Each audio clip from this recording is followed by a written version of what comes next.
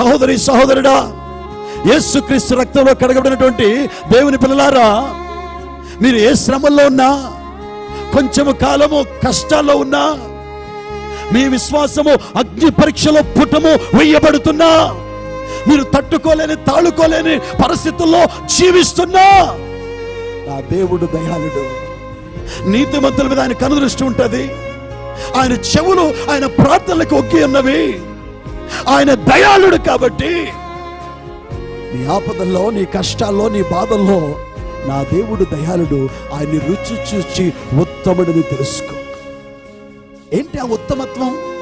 ఆ ఉత్తమమైన గుణలక్షణం ఏంటంటే, ఆయన ఆపదలను విడిచిపెట్టేవాడు కాదు. నడి సముద్రంలో నీ చెయ్యి విడిచిపెట్టేవాడు కాదు. ఆయన నిన్ను విడువడు, ఎడబాయడు. నీతో ప్రయాణం ప్రారంభించాడు ఆయన.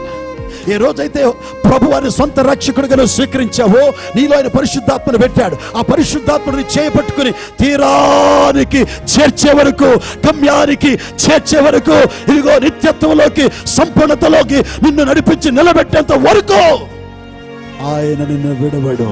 అందుకనే కీర్తనకాడు ఏమంటున్నాడండి? యెహోవా ఉత్తముడని రుచి చూచి తెలుసుకొనడు. స్తోత్రం చెప్పండి గట్టిగా.